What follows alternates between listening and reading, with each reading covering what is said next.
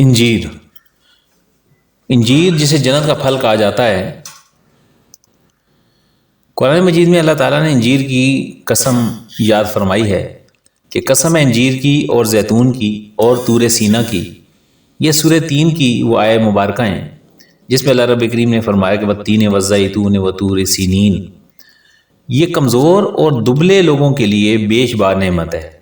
انجیر جسم کو فربا اور سڈول بناتا ہے، چہرے کو سرخ و سفید رنگت عطا کرتا ہے۔ انجیر کا شمار عام اور مشہور پھلوں میں ہوتا ہے۔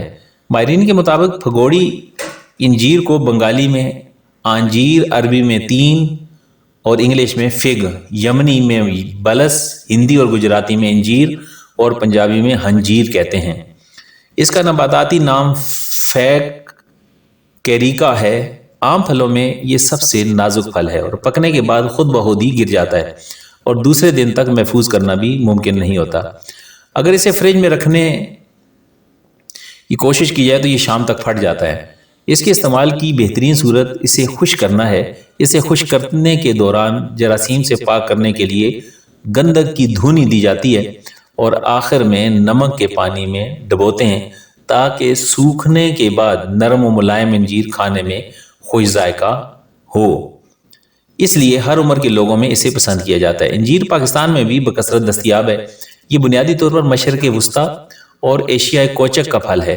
برصغیر پاک و ہند میں مسلمانوں کی آمد سے پہلے اس کا سراغ نہیں ملتا، اس لیے یہ خیال کیا جاتا ہے کہ عرب سے آنے والے مسلمان اتباع یا ایشیائے کوچک سے منگول اور مغل اسے یہاں لائے۔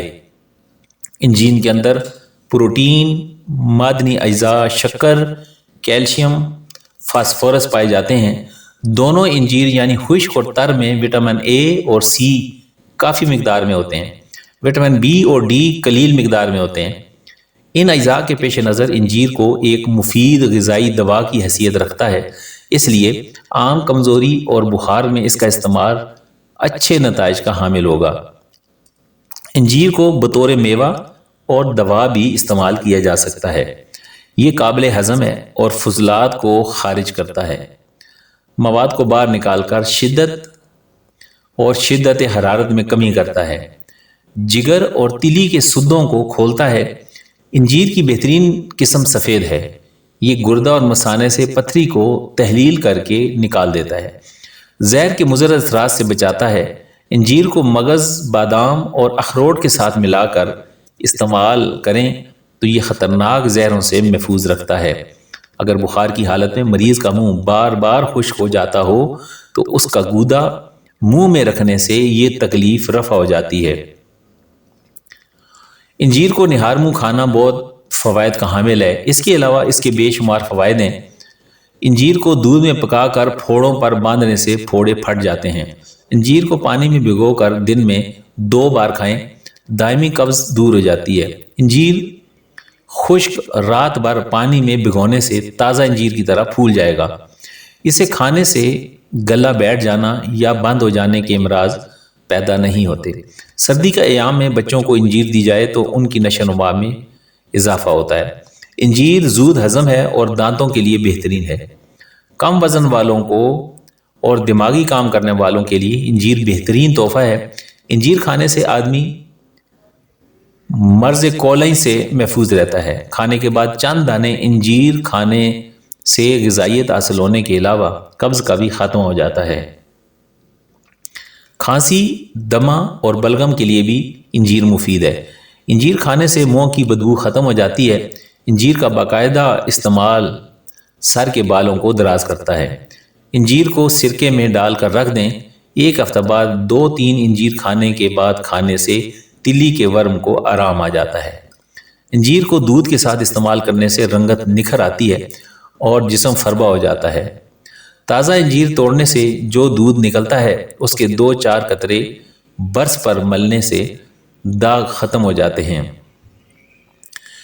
انجیر پیاز کی شدت کو کم کرتا ہے۔ جن لوگوں کو پسینہ نہ آتا ہو ان کے لیے انجیر کا استعمال مفید ہے۔